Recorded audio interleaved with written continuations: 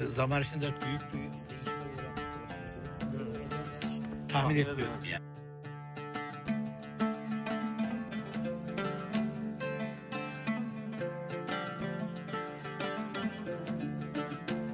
Gerçek gibi.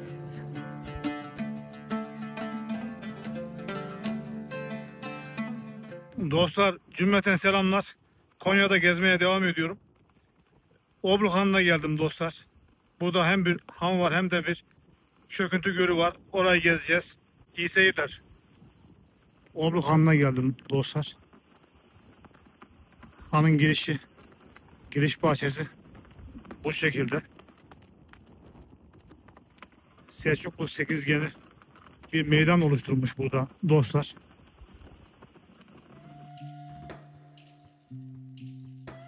Bir, iki, üç, dört, beş, altı, yedi, sekiz, 9 tane değil var. Şefkat sütunu. Evet. 8 sütun var. Merhamet, Evet. şefkat, sabır. Cennetin toplam Evet. 8 kapısını mı temsil ediyor? Temsil ediyor. Han da bu da. Şimdi hanı gezelim o zaman.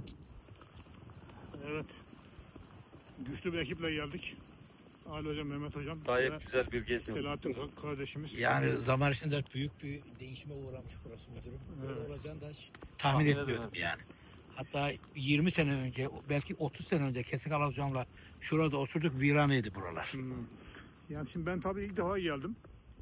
İlk defa geldiğim için öncesiyle ilgili bir yorum yapamıyorum ama şu an gördüğümde çok bakımlı bir yer. Evet, çok mutlu oldum.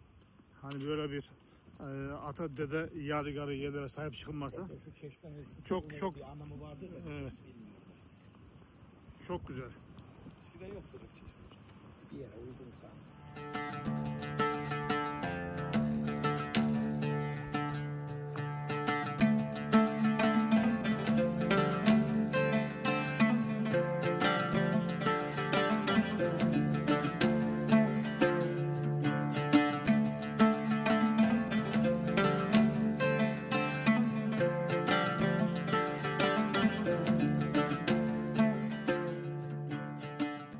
Şimdi burada büyük kazanlar ve leğen derler, teş derler.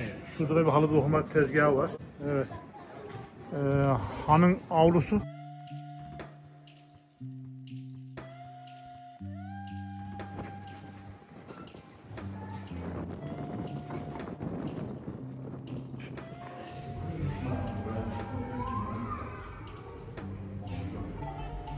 Evet, burada geçmişte kullanılan böyle baharatlar, ne bileyim, ortamda böylemiş hanın içerisi. Şu neymiş, bunu çok merak ettim ben ya. Basınç o. Basınç yani. Kazan bu. Kazan da yani. Isıtma sistemi olabilir bu. Eskiden böyle bir sistem vardı ama. Su mu ya? Şuradan bir şey dökülüyor. O geldi mi abi? Sonunda ne olduğunu anladık. Bakır, gül yağı kazanı. O zaman gül yağı çıkarmaya yarıyormuş bu büyük kazan.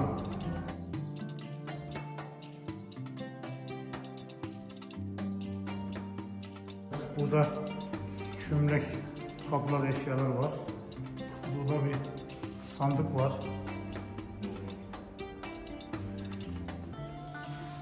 Burada da yine aynı şekilde pişmiş toprak kaplar diyor. Kaplar varmış.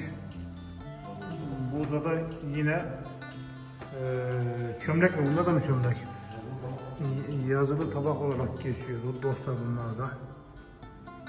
Hanın içerisinde kapıda gerçekten de orijinal. Evet. Böyle bir yer. Bir şöyle yukarıya çıkalım, çatıyı bir dolaşalım. Şöyle buradan çıkalım.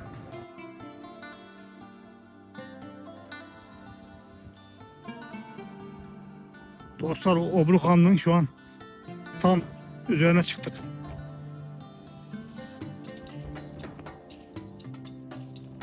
Etraf bu şekilde. Buradan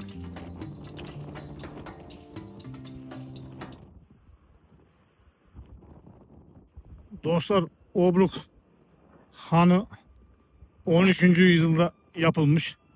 Yaptıranı bilinmiyor ama Selçuklular döneminde yapıldığını anlıyoruz 13. yüzyıl deyince. Hanın yukarıdan avlusunun görünümü de bu şekilde.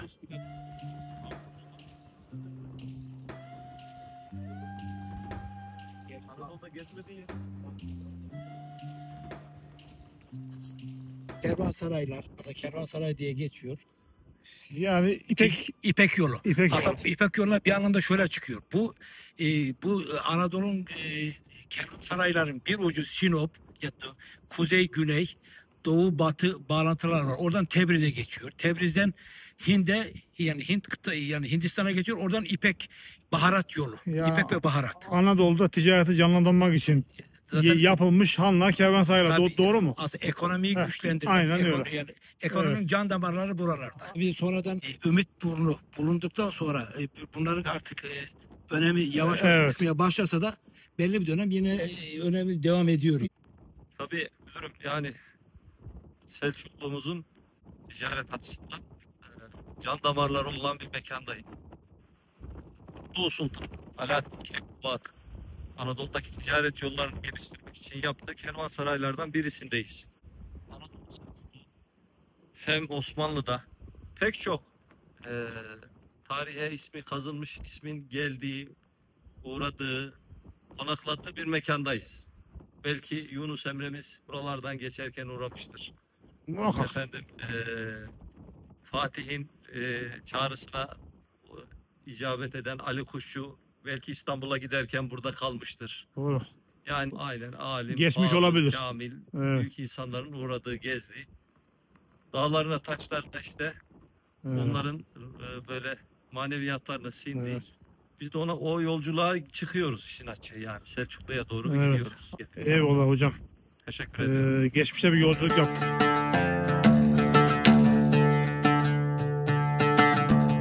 Şöyle bir aşağı inelim. Hemen hanın arka tarafında bir obruk var. Bir çöküntü gölü var. İnşallah orayı da bir gezelim. Yani bu havaleye ismini veren Obruk Havalesi buradaki yaylalarıyla beraber Obruk Platosu, hatta coğrafyada bile isim olan, şimdi memleketimizi işte sağda solda çöküntülerle meşgul eden Obruk'un belki ilk oluşumlarından birisi. Evet. Onu göreceğiz. Evet. Bir obruğu da ziyaret edelim. Ondan sonra inşallah gezimizi tamamlayalım.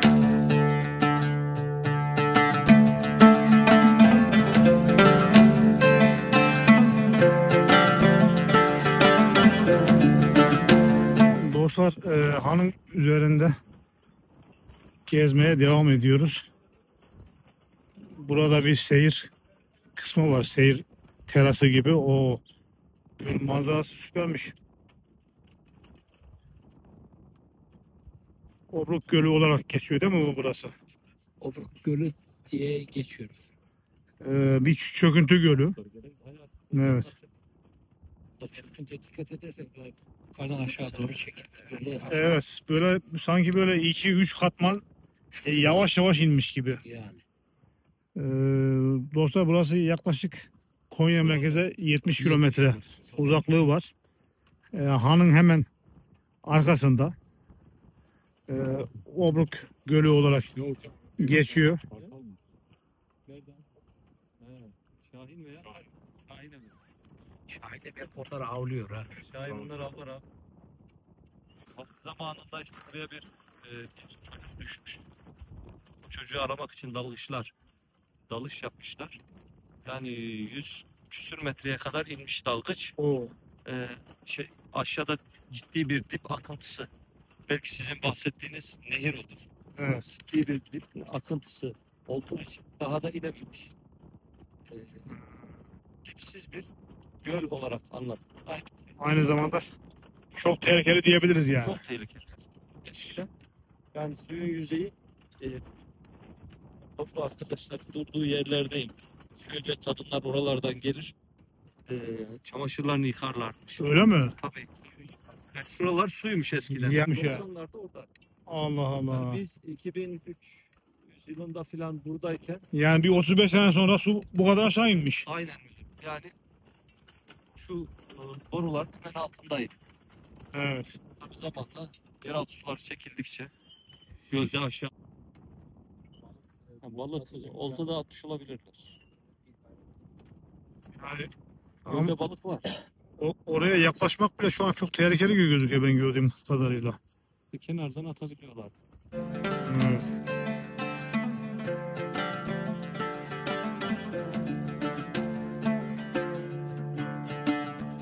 Burası tabii çok eski bir göl. Tarihini tam olarak bilemiyorum. Handan eski. Yani bu handan eski olduğuna göre yani en az Roma. bin yıllık bir tarihi vardır. Belki daha fazla. Şu an tabii ki bu çöküntüden sonra, gölden sonra Konya'da yüzlerce belki de binlerce çöküntü gölü oluştu. Hep Konya göçüyor, çöküyor derler ya, işte burası en eski çöküntü. Tabii burayla ilgili birçok efsaneler var. Bu efsanelerle ilgili hocamdan bilgi alalım. Ben belki efsane değil de biraz da daha doğru olduğuna da inanıyorum yani müdürüm. Evet. Burada şu bir gerçek. Yani burada su seviyesi çok yüksek olduğunda gelip burada kadınların elbise yıkadığı, yün yıkadığı zaten herkes tarafından biliniyor. Evet. Tabii şöyle efsane belki burası olabilir, gerçek de olabilir. Yani buranın derinliğini anlatmak üzere buradaki kadınların yıkadığı yün parçalarının ileride Taşpınar var. Burada 20 kilometre olabilir, daha fazla belki. Evet. Orada da bir pınar var, çıkan su var. Oradan çıktığı söyleniyor. Yani demek ki bu suyun derinliğinin bağlantıları ta oralarla alakası Yani var. bu çöküntü gölünün altında derin bir Akıntı var. Yani o akıntıyı gösterme anlamında, işaretme anlamında mantıklı bir şey olabilir. Yani belki efsane de olsa bir mantığı var. Demek bu yeraltı sularının bağlantıları. Orada da pınarlar var. Eski pınar, kaynayan pınarlar var. Buradaki yıkanan yün parçalarının oradan çıktığı halk arasında söyleniyor. İlginç ya. Tabii. O da buranın ne kadar derin olduğunu gösteriyor. Yani ben peki şöyle bir şey duymuştum. Konya'nın altından çok büyük güçlü bir nehir geçtiği söyleniyor. Bu söylenti bununla bağlantı olabilir mi? Bağlantılı olabilir midir? Zaten mesela bu çok derin. Zaten biraz önce Kesik hocam da anlattı. Yani bunun altına yani dalgıçlar iniyor. Bunun altına büyük bir akıntı olduğunu dalgıçlar söylemişler. Evet. Evet. Efsanemiz böyleydi. Ama buraya mesela insanlar gelinlerin gelin düştüğü falan efsane de gerçek gibi düşünüyorum. Şöyle bakıldığı zaman da gerçekten tehlikeli bir göl.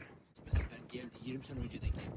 Çok yukarılardayım. Yani şu an bir 30 metre daha fazla İnmiş ya. inmiş değil mi? Hatta ben öyle zannediyorum şu çıkıntıların altındaydı su. Şu an böyle kratervari bir çıkıntılar var ya müdür üstlerde. Evet. Suların sanki biraz onun altındaydı yani. Çok aşağı inmiş. Çok sayıda kuş sürüleri dolaşıyor. Gölün etrafında yuva yapmışlar galiba oralara. Kırlangıçlar var gibi. Kırlangıçlar, güvercinler. Sanki orayı mesken tutmuşlar. Evet.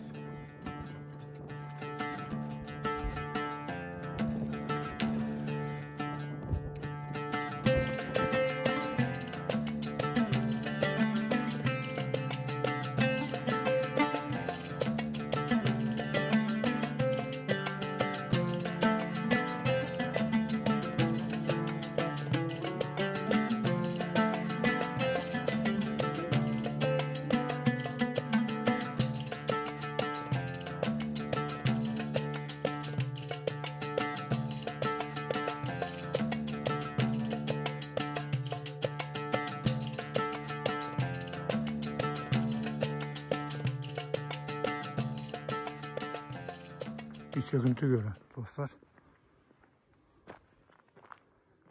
Evet.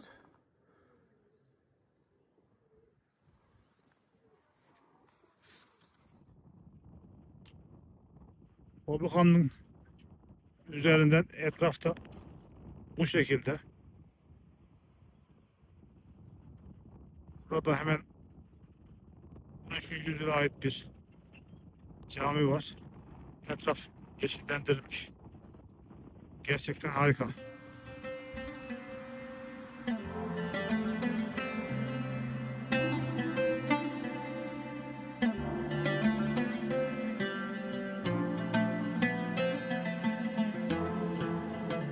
Şimdi biraz ileride han var. Yanında da cami var. Evet. Şurası arkada krater gölü. Sadaka taşı şurası. Sadaka taşı şurası. Evet, Böyle elini koyuyor. evet Mehmet Hocam. Çekicim nasıl alıyorlar abi? Buradan mı alıyorsun? Buradan alıyoruz. Sadaka taşı burası. Aynen öyle. Yani hayır yapanla hayır alan aynı. Evet. Gizlilik esası. Var. Gündüz de olsa mesela müdürüm alıyor mu koyuyor mu belli değil. Ha, o belli olmadığı için Aynen diyorsun. öyle. Ha, ihtiyaç. Hem bir gizlilik var, Evet. hem yardımseverlik var. Anladım. Tamam. Yani hem burada Güzel. da para dolu, kimse yağmalamıyor. Yani ecdadın inceliği. Aynen. Evet. Toplumun ahlakına şahitlik ediyor. Caminin ön kısmına böyle bir eklenti yapmışlar. Otel yaptım ben. Bana otel yaptım. Obruk Cami 1468 diyor. Caminin diğer tarafı da bu şekilde dostlar. Bir de caminin içerisine girelim.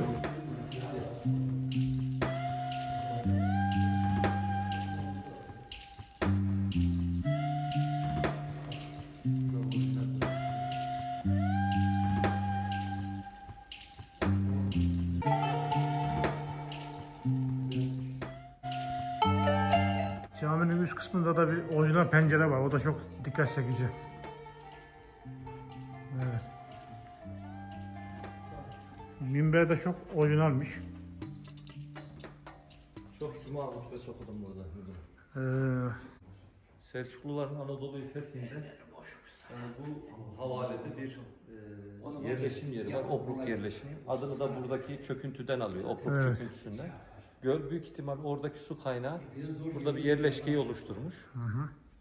Tabii verimli tarlaları da var. O da bir başka sebep. O anın içerisinde böyle bir tarihi eseri görmek hakikaten çok önemli.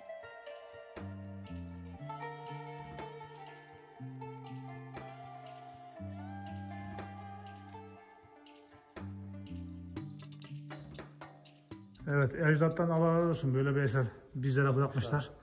Bizlere de sahip çıkmak düşer. Obruk Gölü ve Obruk Hanı'nı gezdik dostlar. Gerçekten çok güzel bir han. Görmeye değer. Konya'da mutlaka görmesi gereken yerlerin başında geliyor. Tavsiye ediyoruz. Bir başka videoda görüşmek dileğiyle. Allah'a emanet olun. Hoşça kalın. Burası herhalde çok eski bir mezarlık değil mi? Selçuklulardan kalma.